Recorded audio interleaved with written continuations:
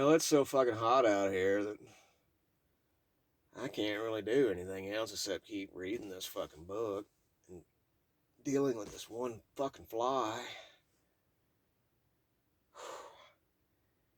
It's like I'm sweating this out as I read it.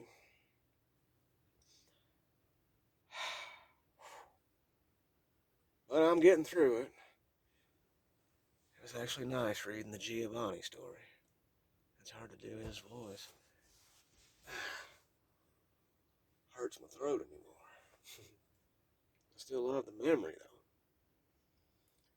though. Alright. Might as well just sit here and sweat and keep reading. And glasses are so oily and sweaty, there's no point in wiping them off. What do you think, Pooh Bear? Represent, buddy. Zen. Sit over there for me and be zen. Okay. Alright. Let's do this. Ugh, my God.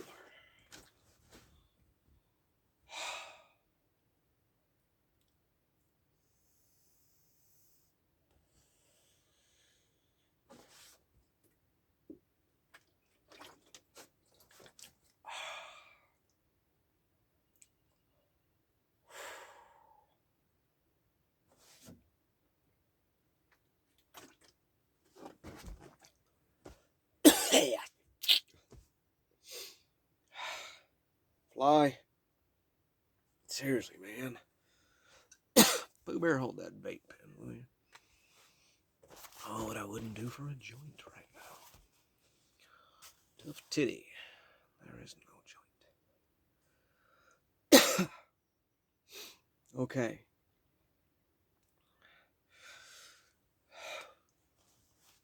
Chapter 8. Stay. He woke up, and he was holding her. His arms were wrapped around her as she slept on his chest. One of her legs was draped over his, and the palm of her hand rested on his stomach. Her breathing was so shallow she barely moved. Fly. There's no way I got you. Yeah, I didn't think so. Made myself feel good, though. She was weightless on him, and he felt like he was in a dream he never woke from. Kissing her head with gentle lips, he slid his arm out from underneath her and pulled the covers up to her shoulders. A cup of coffee later, and he was at the window seat staring out at the moon. The soft white light coming through the window and shining on the bed. She had kicked the covers off again, and as the pale white light covered her body, he suddenly felt like she was a ghost in his thoughts. Your body slips so easily into mine. A complex puzzle that finally falls into place.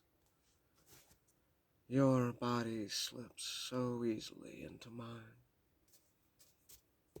As you pull me deeper into you, you give into me just that much more, and I fall into you that much harder.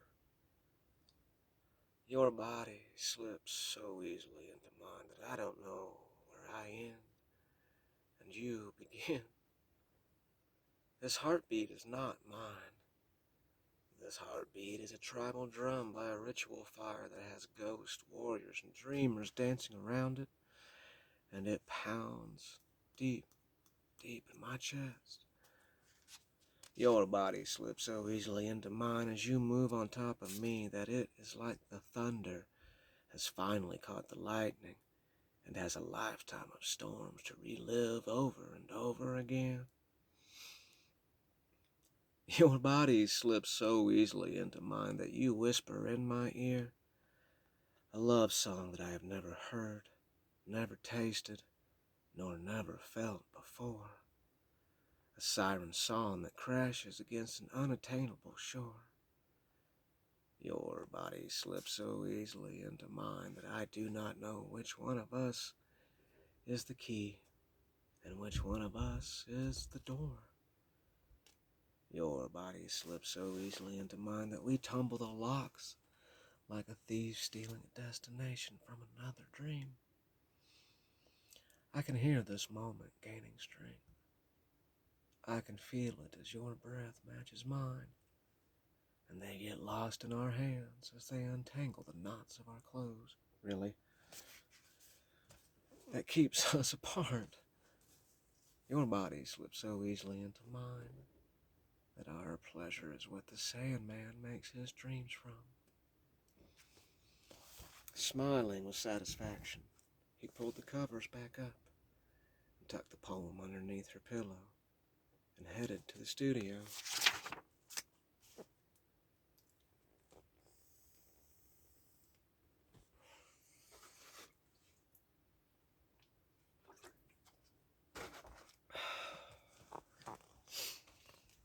Little Quixote and the railroad tracks.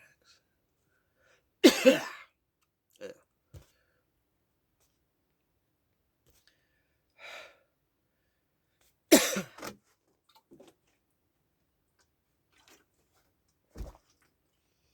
We moved to Pasadena, Texas, into a small little village by the railroad tracks.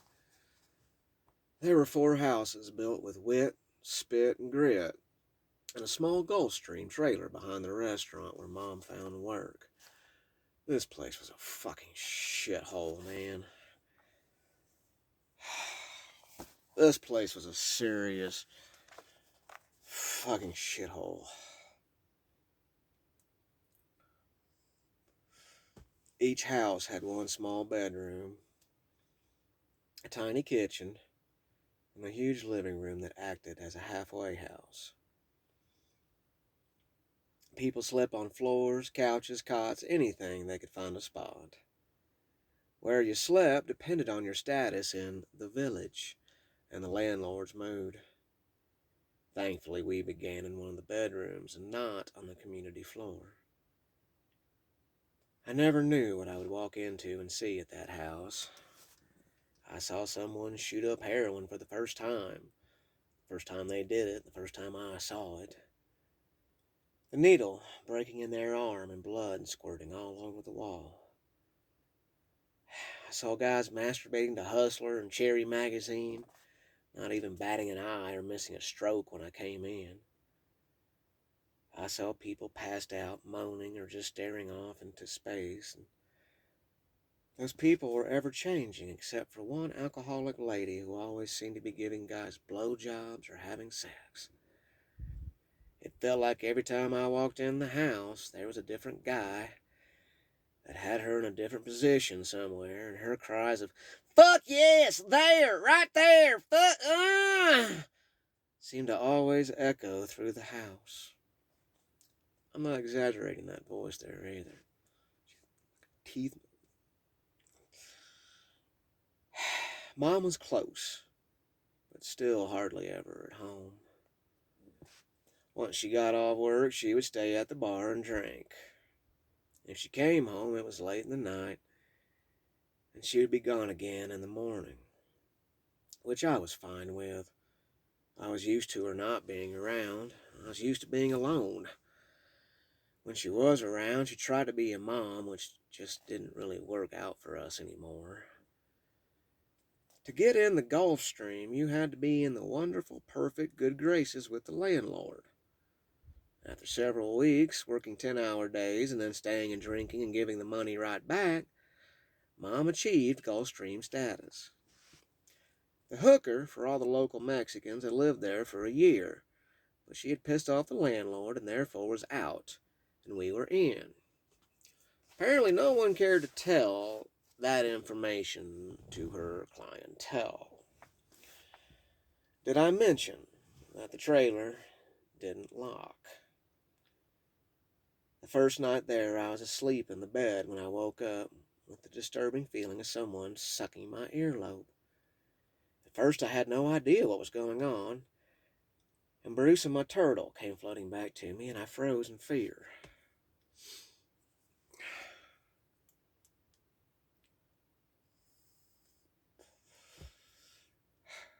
The stench of cheap liquor, weak old body odor, Cigarettes and rotting teeth hit me like a two-ton cliche, and I thought I was going to puke in the bed.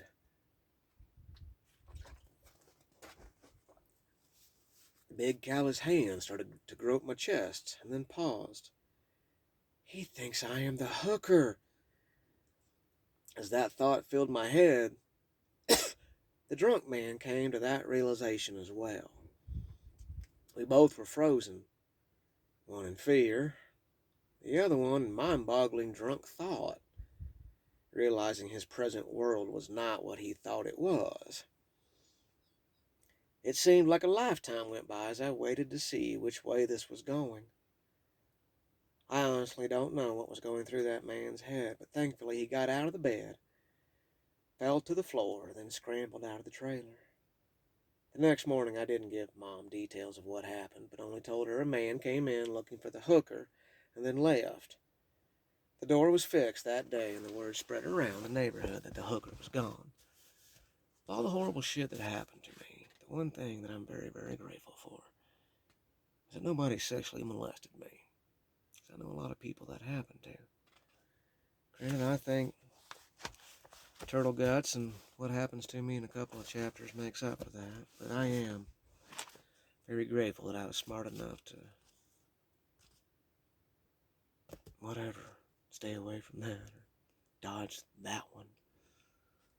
It seems like the only one I dodged.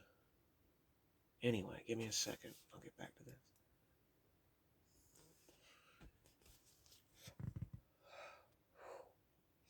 School at that time was a surreal purgatory of turtle screams, bullies stomping on my head, and drunks sucking on my ear.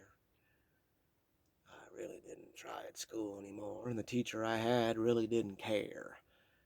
As long as I didn't cause a fuss, she seemed to be just fine with me writing stories and staying lost in my head at my desk. She even encouraged it, actually. The prettiest girl in the 5th grade sat in front of me, and I kept noticing her looking back and reading what I would write. She would look up at me, look back down at my writing, then she would smile and slowly turn back around. I had no idea what to do with things, so I just kept writing, hoping she would keep reading it and liking it. I was lost in a story, head down close to the paper, tongue sticking out for focus, when a small folded note slid down my desk and touched my nose. I looked up to see her smiling and turning around. Man, I could use some lip stuff here. Oh, fuck. And I feel like I'm being beaten with a baseball. I feel like those bullies are beating the fuck out of me again. Man, when I get done with this thing, I ain't gonna drink heavily. I'll definitely probably eat a whole bag of gummies and sleep for a week, though, or some shit. Anyway, back to it, big guy. Kinda got a vibe now, you might as well keep going with it. That'll help you later on, when you get to the junkyard. Yeah, the sad thing is, this place where we live right now in the story is not the worst fucking place that I lived. Not even fucking close. Well, hell, Bruce. With the thing, and the turtle and stuff. Okay, hang on, here we go.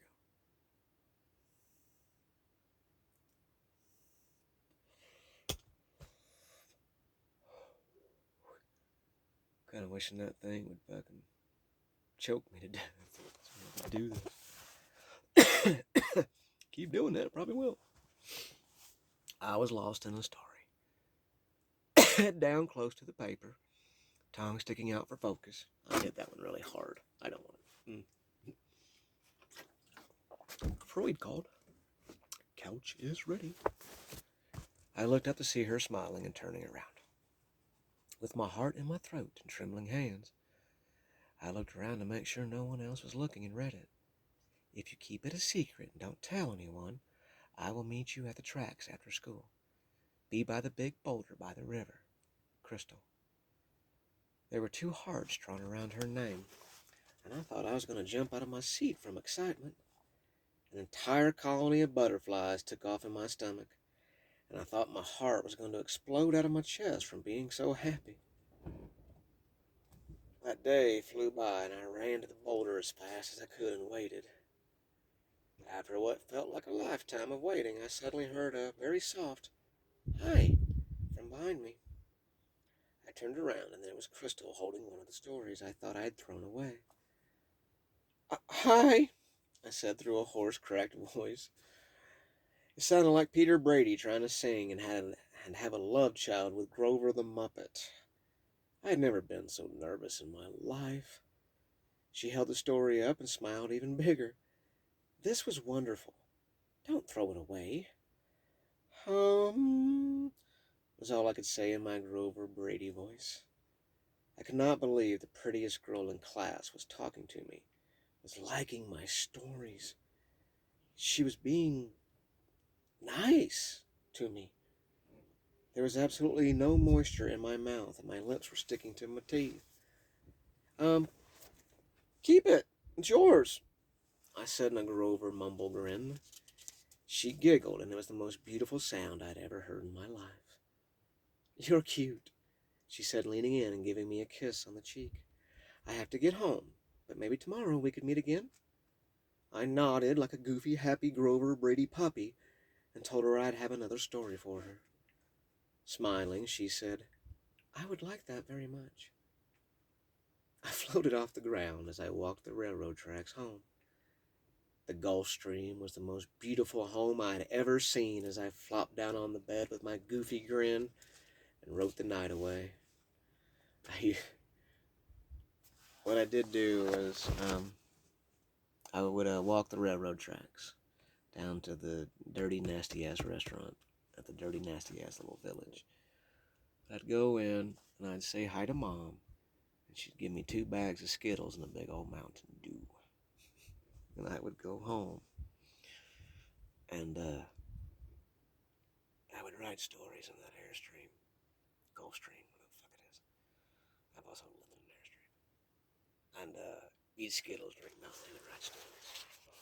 It's actually a good memory, and I still kind of do that. You know what? I'll probably eat Skittles and drink Mountain Dew when I get done reading this novel. Instead of drinking alcohol. And I will smoke an ungodly amount of pot and eat it. Where am I? Okay. The next morning I walked the tracks with as much speed as my little legs would move. For the first time in a very long time, I was happy to be going to school. Crystal smiled at me as we began the day, and that was all I needed. The next 4 periods I wrote and rewrote the story I had written the night before. It just wasn't good enough. It had to be perfect. It had to be the best story ever, and I even wrote her a note saying so. "Crystal, please be patient. I want the story to match your beauty, and the words are not equal to that yet. Me."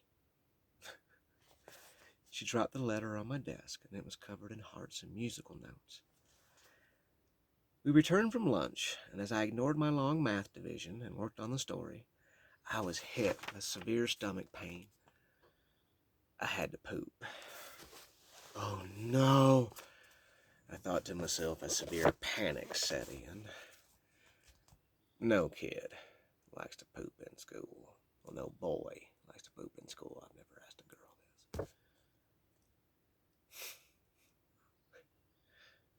this. Hey, fuck. This so sucks. No kid likes to poop in school, ever. Especially when there are no doors on the stalls. The ultimate fear for every boy was getting caught with his pants down. Literally. That fear was so powerful that a boy will struggle through stomach pains and a turd coming out rather than face the bathroom nightmare. Eventually I had no choice and asked the teacher if I could go. The hallways were empty, and as I dropped my pants, I believed I would get lucky. But it was one of those severe, painful poops that takes forever. You have a lot of those when you're a kid. By the time you hold your stomach and keep squeezing and you are almost in tears, and when it finally happens, it's almost out, the recess bell gave a loud scream, and soon the bathroom would be full of 5th graders. And I was still on the pot. Even though I wasn't finished, I tried to hurry up and wipe before they made it into the bathroom. Halfway with my hand to the toilet paper, the bathroom door flew open. I was doomed. "Hey, Tyson, look. It's the little punk that kissed your girl yesterday," said a kid, laughing and elbowing his friend, who was busy staring at the mirror as he popped a big red zit. "What?" He turned away from his zit-covered reflection and stared at me with my pants down and toilet paper in my hand. I was a helpless deer in poop lights, and he knew it. "That?" he said, pointing at me. "That little shit?" I could not move. I need to pause.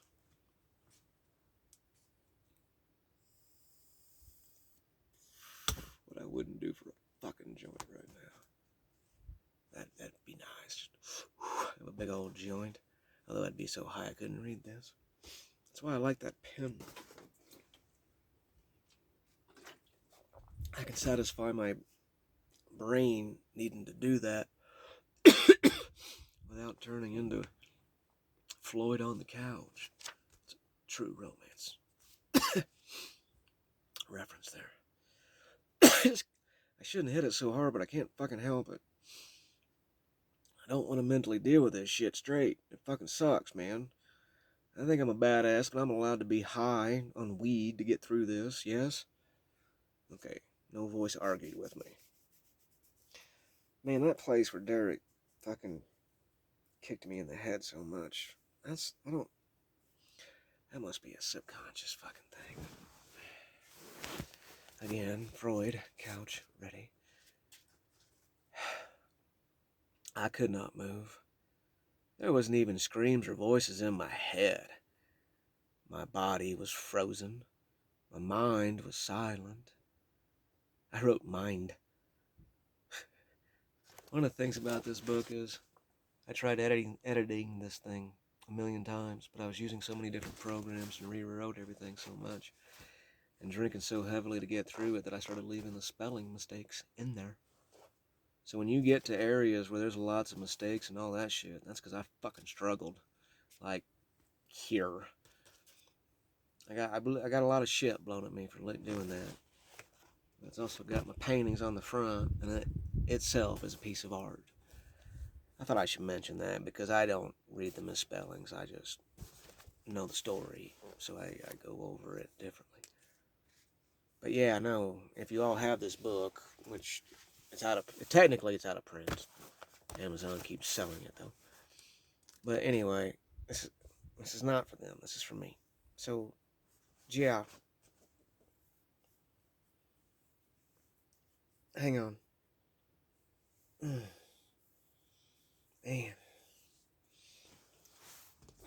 I'm always going to have that twitch. It's probably going to get worse. Hang on.